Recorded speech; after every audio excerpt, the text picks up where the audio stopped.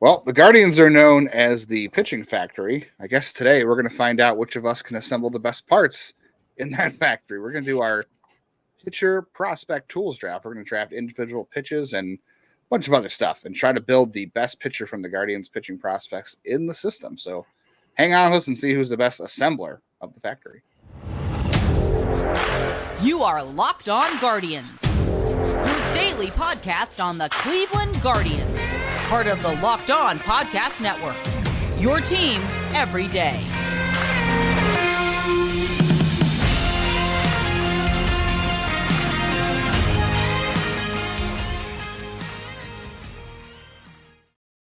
Hello, everyone, and welcome to a Friday edition of Locked On Guardians. Today's episode is brought to you by FanDuel. Make every moment more. New customers join today.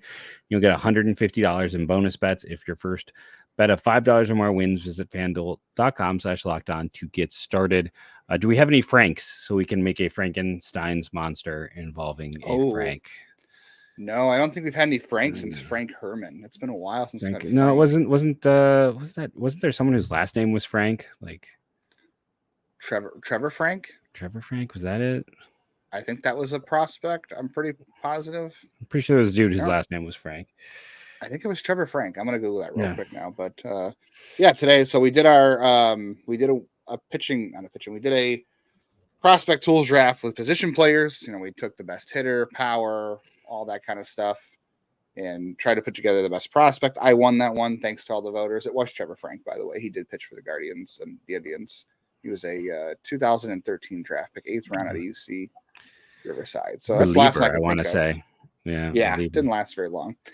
So today we're going to wrap up that series and draft some of the best tools by pitcher. So we'll talk about fastballs, curveballs, sliders, changeups. We'll do command and control. We'll talk about the differences in that. We'll try to draft for durability. That's a hard one. That's not a lot of guys in the system who I feel like are throwing a lot of innings or are holding up very well, but we'll see. And then intangibles, we'll see what kind of goofy things we can throw out there for intangibles and if we know these guys at all. Jeff, I didn't do the random number generator, but let's do it live. Who do you want? What do you want to take? Evens or odds? Odds. All right. It is a 7. So you get to have the first pick. We're just going to go back and forth. No particular order in terms of which one we're drafting, but here are the rules that the way we're going to handle this. So we're drafting the best pitches of each Guardians prospect. We're going to see who can build the best pitcher throughout the draft. And once a player is drafted, doesn't matter what pitch, what attribute you draft, that player is now off the board completely. So both of us cannot have anything from Daniel Espino, from Joey Cantillo. Only one person can have anything from Joey Cantillo, so it'll make it a little more difficult to plan. So, Jeff, what are you taking first and who? Before we get there, I do want to throw out, just because I know people will get into the weeds on this, Frank Lopez is the last one. He actually had a story written in him in The Athletic after how he nearly died due to a freak accident, retired in 2023. Never actually... I don't know if I think he pitched in DSL for Cleveland. So there was a Frank as recently as 2023. If you type Frank Lopez, you can go read his story. I believe Zach wrote it on The Athletic. I knew there was someone recently. Okay. So if I'm starting out, let's just go ahead and take so here's the thing, a big part of me has typically been like, okay, curves are hard to find in this group. Like, I think that is the scariest position, but I can't ignore an 80 grade fastball. It's a strong system for sliders, which Espino has, but like on a base level, Espino's fastball is the best pitch in this minor leagues. Yeah, it's gaps between it and everything else. I'm going to go Espino fastball. It is. There's not a lot of tools in baseball that you can say are legitimate 80 grade. And Espino, when he's healthy, we'll see what he looks like when he comes back. The number 2 pitch in the system is his slider. He has the top 2 pitches in the system. So, and I can't take his slider. You can't take it either. So yeah, Daniel Espino's off the board for everything. No one was going to take it. You weren't going to take his durability first.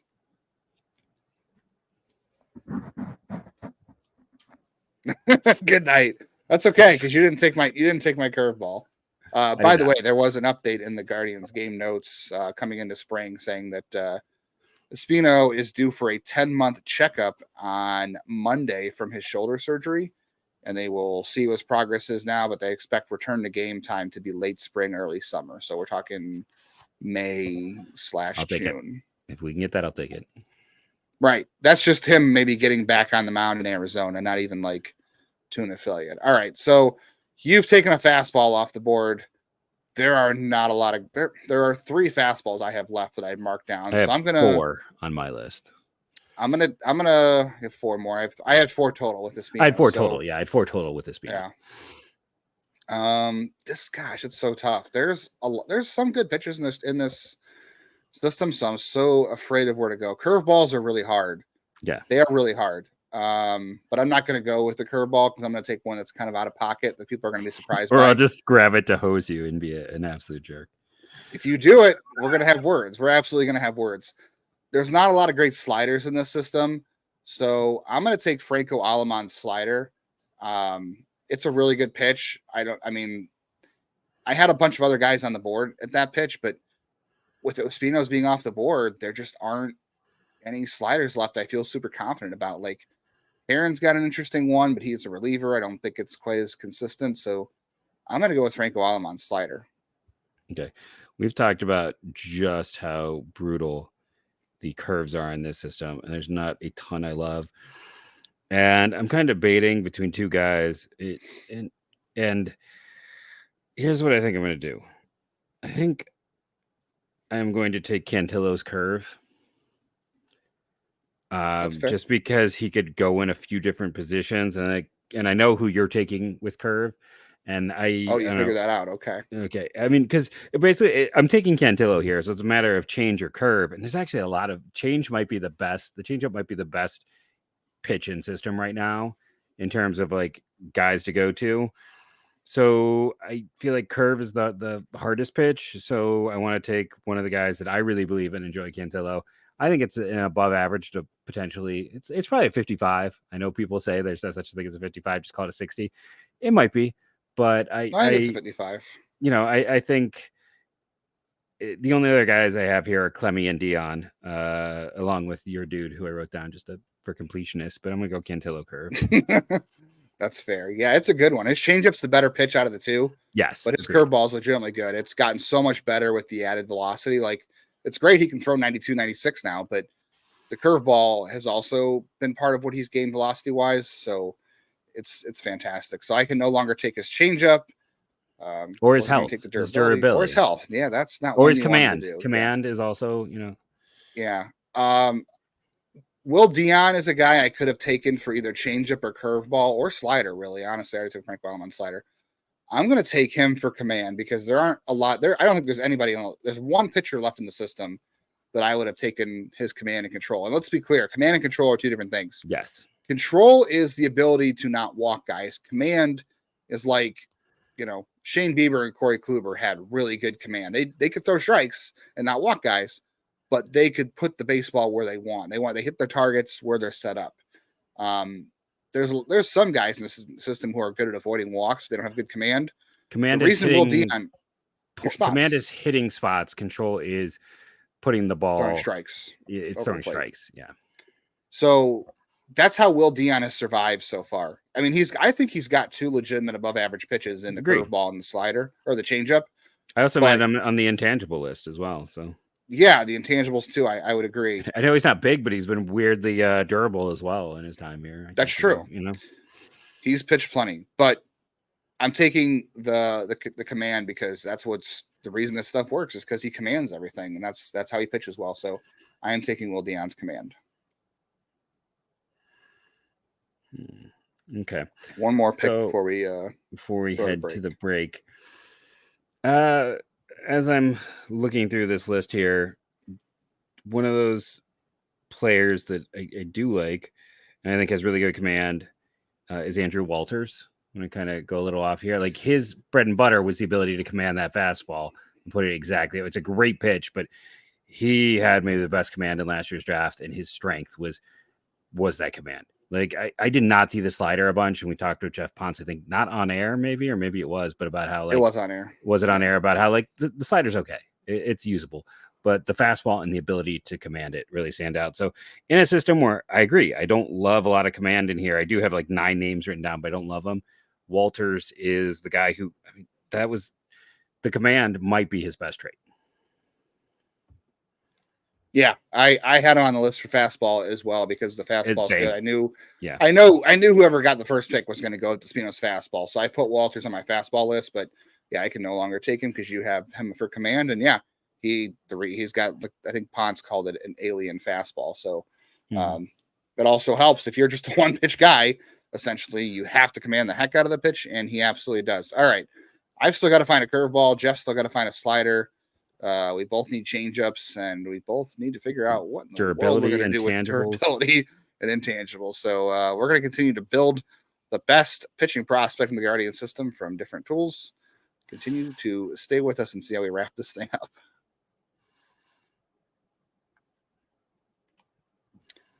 Shoot your shot, get some buckets, make it an easy one, easier than Max Struess's 94-foot shot or whatever the heck that was. It was the second longest of all time.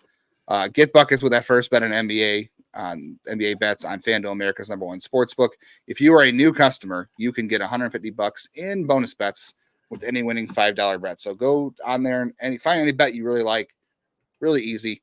Throw down $5 on it. If your bet wins, even if it's low probability, if it's high probability, throw the $5 down. And if it cashes in, you get 150 into your account to use. $150 on quick bets, same game parlays, exclusive props, and more. I know we'll be checking on who FanDuel has as the odds-on favorite for the 1-1 pick as we get closer to the draft, because the sports books always know before the rest of us. Just visit FanDuel.com/lockedon to shoot your shot.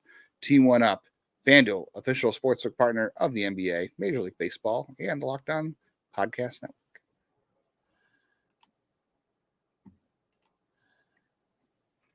All right, so you took Andrew Walters' command. I have command. I have Will Dion. I don't have a changeup, and I don't have a curveball. We have, so did you take Aleman's fastball? I took Aleman's slider. So who was your fastball again? Or you don't have one? I don't have one yet. Okay, I haven't taken one yet. I had Aleman, Walters, and Espino, and then my fourth for fastball. So I'm curious to see how we match up with fastball ranking.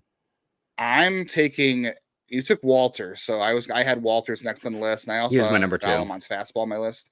Yeah. So I'm Clemmey's fastball here because that was my fourth. It's probably the so we agreed. Yeah, it's got the second best velocity in the system. To be clear, like Tim Herrin and Cade Smith are still on the list here too because they're still rookies. So those guys have pretty good fastballs, especially Tim Herrin. I think has a little more cut and ride, and he's gotten up to 100 before. I think Smith's top 99, but Clemmey, the weird arm angle, I think plays into it as well. I don't know how he's going to command it. We haven't seen it obviously, but a guy who can throw 99 from the left side, I know Herrin can, but I'm going to take a shot and I'm going to build it with Clemmey. Interesting. At this point in time, slider is kind of a disaster show. There's also changeup, and I'm thinking about the pitches here. So I've got the high velocity fastball. I've got Cantillo's low 90s curve. I don't know. It's like, do I go off board a little bit with the change to try to match it up? Before we get in trouble, yes, I understand that the monster was Frankenstein's monster and that the creator was Frankenstein. Just don't. No, still make the comment because all comments are good. Somebody will do that, yeah. Oh, there always is. This is where he and Ha so much. Listen, there's only one slider I have left, so I shouldn't mess around. I'm going to take Jack Leftwich's slider. I don't have anyone else written in here with the slider that's set out. That's his best pitch. That's when he is going well. It's another, potential above average offering. So I'm going to go with that slider.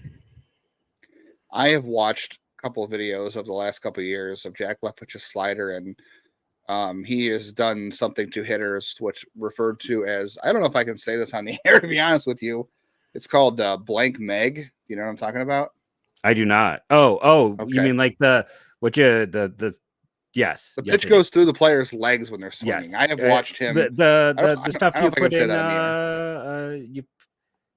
cinnamon rolls? Yeah. It's like, there's eggnog. Yeah. You put it with eggnog. Yeah, You I've would be the watched person who his knows eggnog so well. So that of course. absolutely. I have watched him throw a slider where the ball ended up between the hitter's legs, and they still swung at it. Like that's what I can do, and it's really good. So it's a good slider. I Cade agree. Smith was my only other fallback there. So those are my two guys at this point. My other sliders were Tyler Thornton. He's got a really good one Oh, because he's yeah, got I a didn't really think low about it. release point. And then Stephen Hajar's slider is very devastating. Yeah, I he don't just doesn't know where it's going right now. Like, if Stephen Hajar had any command at all, like I'm talking like even like fringe command, he would be top like 10. a top 10 pitcher in this system. 100%. The stuff's really good. It's just there's it's Rick Vaughn right there, unfortunately, for Stephen Hajar. I hope he gets it together because he's an interesting dude.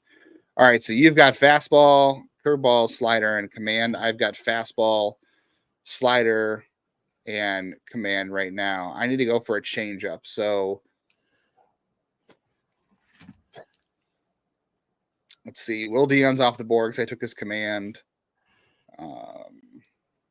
Joey Cantillo's off the board because you took his curveball. That leaves me with two options. I am going to go with Parker Messick's changeup. Damn you. Sorry. Sir. Kid, I don't know. Maybe I'm the one who's going to get in trouble. Is that the word? Yeah. He was the last We'll person left on my. I was actually going to grab him for intangibles because he's always been that guy where it's like brains over brawn in his approach. Yeah. And he was my number one changeup guy, so that's why I had that moment of like, ah. I had two guys on my list, and actually, I'm surprised I didn't take this one. I'll wait till you take your changeup guy, and I'll reveal because I'm gonna try to play you because you always try to play me. But I had two other guys in this list that were on the board still for changeup. But Messick's changeup is definitely his best pitch. He's got a good slider, but his changeup is his go-to pitch, and he misses with it. It's got plenty of fade and run to the right side. It's good against right-handers. I think he could throw it to lefties too, but out of the, I don't know. The other two I had on my list are still pretty darn good. So I'll be curious to see where you go with changeup now. I'm gonna go Hunter Gaddis. I feel like with the pitch mix I've built in, I think that changeup would work with Cantillo's curve. I feel like they could complement with the type of pitches they are. Oh, so you're going even brainier than me. You're just taking stuff that works well together. I'm just like siloing this. I'm like, oh, no, I am pitch. too. Like, Espino's his fastball stands out, but it's like the Leftwich slider, the Gaddis change, and the Cantillo curve. I feel like actually play together well. I could be wrong in that, but you're right. I kind of blanked on that whole strategy, to be honest. I don't know. Like I should have thought about it more. I got Denholm and Campbell here as well. Those are my other names, and I Denholm's got a good changeup. Yeah, so it's like, and Campbell, like the changeup was his best pitch coming out of Oklahoma State. I should have taken Denholm. He's still there, but I don't know. I feel like specifically, like the minute I took Cantillo, I just started looking at Gaddis, and I've been tempted to take him the last two rounds because I could be totally wrong here, but I think that Gaddis and that Cantillo curve would be a really fun combo. I left Gaddis off the board for one reason. The changeup's really good. The only reason I didn't take it is because it can be hittable sometimes because he's got the fastball command's not great. And yeah, that's why I got Walter's command and I've got a Espino fastball. I add these other pieces and I'm making it deadly. Yeah. I mean, Will Dion throws his changeup really good too. It's a good pitch. So yeah, it could work, I suppose, with Clemmey's throwing 97 and throwing Gaddis' changeup would be a huge, velocity difference. That's a huge velocity difference because Espino's changeup is like 90. Gaddis is like 75. That's a 25 mile an hour. And it's got like the weird swoop to it, which is why like it moves. It's got some break, which is why I was like, okay, I got to think about the overall pitch mix. Yeah. My other changeup guy on the list was Ross Carver. A lot of people don't know about Ross Carver, I feel like, but yeah, I really like him. And I think the changeup is the second best pitch. I've seen a lot of guys. I saw James Wood last year swing and miss at it. I saw Robert Hassel hack at it in the dirt last year, and I watched him pitch against Richmond, who was the AA team for the Nationals. I can't remember who it is off the top of my head, but absolutely. Richmond's what the Giants, right? That's the flying squirrel. Harrisburg, Senators, of course. Come on, Senators. Yeah. All right. still got to figure out curveball. Neither of us have done intangibles or durability. So. We left that to last in the position player one. I'm going to take a moment to think about this. To take Ethan Hankins for durability and intangibles. Yes, that makes the most sense here with what I've built so far. I'm going to think about who I need to go with next or which direction I need to go in, because this is getting a lot trickier because you've already outthought me. You said I was going to kick your butt in this, but you have outthought me in terms of like what pitches might go well together. And I just kind of like siloed everything and was like, I like this pitch. I like this pitch. And I didn't put that strategy together and you did. So good for you. I'll decide when we come back.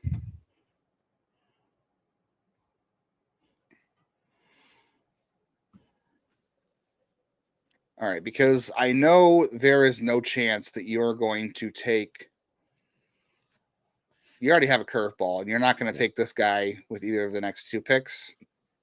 I'm going to leave. Well, you know what? No, I'm not going to do that. I'm going to go with Ryan Webb's curveball. Actually, I'm going to go in a totally different direction here. I was not planning on taking Ryan Webb's curveball, but it's a good pitch. Just leaving him out there like that. There's one reason. There's only one reason I'm doing that. I wanted to take Nikhazy's curveball. I love Doug Nikhazy's curveball. If anybody has followed me on Twitter or has read my writing or even on here, I'm probably the lone last remaining Doug Nikhazy stand. I loved the stuff. I loved him at college. I loved the Doug Nikhazy persona that he had. And he's one of the few times you and I have like actively disagreed on a player. On a player in pick. When they drafted him, I thought for sure this was the right organization to draft him. And I love the fastball metrics. I love the curveball. I thought they were going to work with him. I love the athletic. I think he's a good athlete too. I love the competitiveness. And I thought at worst he could be like a left-handed James Karinchak, and that might be the best possible outcome from at this point, because the command is just the control. Not even command, it's control is just going in the absolute wrong direction. I hope he figures it out because I love the dude. I think he's great. But I took Webb's curveball because I think it's an emerging pitch. I think it's not as good as Cantillo's. It's not as good as Dion's. It's probably not as good as Clemmey's. I like Ross Carver's curveball too. Actually, it's got a nice power shape to it. I just don't think it's consistent enough to take right now. But Webb also has a power shape to his too, and it can be a bat misser. His changeup might be a better pitch. I don't know. I'm not sure what his best pitch is. I think it might be a curveball, but Ryan Webb is one of those guys you got to watch out for this year, though. I think he'll get to Double-A and top 5 pitching prospect for sure. Yeah, the glove should be off this year for him, right? Like he should be able to go out there and throw, over 100 innings and once a week. Like he was piggybacking a little bit in Lake County last year. So try to break that Georgia curse, as you and I are talking off there. Georgia has one player in the history of that entire program with a WAR over 6. One, Alex Wood. You're curious. Yeah, it's not a great history for Charlie Condon to follow, as he had multiple home runs on Wednesday night. But yeah, I'm really excited to see Ryan Webb this year. Double-A is going to be a good test for him. He's going to go out and face the best hitters he's faced yet. He's still a little bit old for the level because of the injury, but he could be a part of that 21 pitching class that ends up being really good. So give me Ryan Webb's curveball. So where are you going next? You got durability and intangibles to go. So intangible, Aaron Davenport's hair. It's a 80 grade flow. Intangible, actually, I'm going to go with can't teach that. I'm going to go with Denholm because he was able to add velocity. He is, has a good pitch mix. He's a smart player. He's just small. Like he can't maintain that velocity because he's 5'11", like $170. Like his body cannot do what he's mentally capable of processing. I mean, before Tanner had his speed jump, Trenton had the speed jump. He had it, but he just hasn't maintained it like Tanner. And it's because Tanner's bigger and able to get more. He needs to spend more time out here pumping the iron, right? Just get it on camera. Wanted to, so boost no, it's not even that. Like he's putting in the effort, but he just doesn't have the physical tools to take advantage of what he mentally and how he can process things. Yeah, I like Denholm a lot too. You could have gone with control for him too. I mean, he's got. I know we took Walter's command, but I would say next to Dion, Denholm has the best command in the system right now. At least guys who are starters. Mm-hmm. So you could have gone that route too. He's got a good changeup. He's got a pretty decent curveball. If Denholm was like 6'2". Again, we'd be talking about him as one of the top 10 pitching prospects. He might be a top 10 pitching prospect in the system right now. I don't know. He is for me. But if he was like 6'2" and could maintain his velocity, he'd be in the big leagues already. Like he would have probably gone up before Gavin Williams, because Williams is didn't have to, age wise would have been the youngest of, he's a board, but it's like, I mean, Denholm's already 24. He's like older than all those other guys. It's just, and he's just going to AA for the first time in 2024. Yeah, but it's like crazy. The fastball can be above average. The curveball can be above average. The changeup can be, it's like all these potential average pitches with average command. It's like, it's just nothing is consistent enough, which again, he's got the brains to do it. He knows how to do it. It's just, he's slight, and that's hard. It is. I mean, maybe a relief role would work for him. I think someday where he could maintain he could be kind of like Morgan. I think, it could be Eli Morgan. Like I think some of the guns are hot where he's pitched. Like I think I watched him against Dayton last year where he was throwing not Dayton. Where was it? It was when he was in Lynchburg, and it was like 95, 96. I'm like, that can't be right. Because last year he was like 92, 94. He would maybe top out at 95, but it was really more like 90, 93. There was talk of him hitting like 97 that year he got drafted in Arizona. And there was like national writers reporting that. Maybe. So, but it just hasn't been maintained. But I feel good with him for intangibles. Intangibles is a hard one. I had a very short list. Dion and Messick were my other guys on there. I did write down Davenport/hair, so that was pre-planned. You can't teach that hair. You can't teach that. That's tough. I mean, yeah. If I took this hat off, you would see just how jealous I am of a flow like that. That's enough reason to take him. Just be around him a little bit, rub up against him, and see if you can rub some fairy dust on his hair. I'm gonna go. The reason I left Doug Nikhazy off curveball on my list, even though I love his curveball, I'm gonna take him for intangibles. And I know that's gonna sound weird, but this is again like, when I did the intangibles pick for our position player version of this, I took Joe Donovan, a guy who, nobody thinks of as a prospect or no one really knows about who's listening to us, unless you're like, a diehard fan, even in, hundreds of captains games. But Doug Nikhazy is one of the smartest pitchers I've talked to that's come through the system. Like Tanner's super smart. Obviously Bieber was smart when he came through. They've had Savali was super smart. Doug Nikhazy is in that realm in terms of how he thinks about pitching. I remember talking to Tanner Bybee about it when he was in Lake County, about how much he loves talking to Doug Nikhazy about pitching. And I think Gavin Williams said that too. I remember watching a doubleheader in 2022, I think, with Nikhazy and Williams pitching back to back. And those were like two of my favorite pitchers in college the year before who made it to, I think, super regionals that year. So that was kind of interesting. But yeah, a lot of guys I've talked to through the years in Lake County, the last couple of years at least, have talked about how much they like talking to pitching to Doug Nikhazy. I know he hasn't put it together control-wise in the game for himself, but I don't know. Got a lot of other pitchers in the system who really think he is a smart pitching mind. And, sometimes they say those who can't do teach. So maybe if Nikhazy never figures out how to throw strikes, more than one or two in a row, maybe he becomes a pitching coach. And that's kind of why I like him there. I know he hasn't had it since they drafted him, and I don't know if that's because Cleveland asked him to tone it down or if that was intentional by himself, but he in college was Doug Nikhazy. Like he was a fiery dude on the mound, super fun, and I was looking forward to that, and he hasn't really been that, and that's okay. If that's what he feels like he had to do or the team asked him to do, that's fine. But just knowing that's in there, he's that kind of competitor, and he's also a cerebral pitching dude. It sounds like that's enough for me to take him for intangibles. Maybe he's a future coach. That's why I took Joe Donovan, because he's a future coach. So maybe I follow the same path here. I don't know. Durability. Listen, I've always liked Austin Peterson. He actually had I believe the lowest walk rate of anyone in A-ball or above for this team.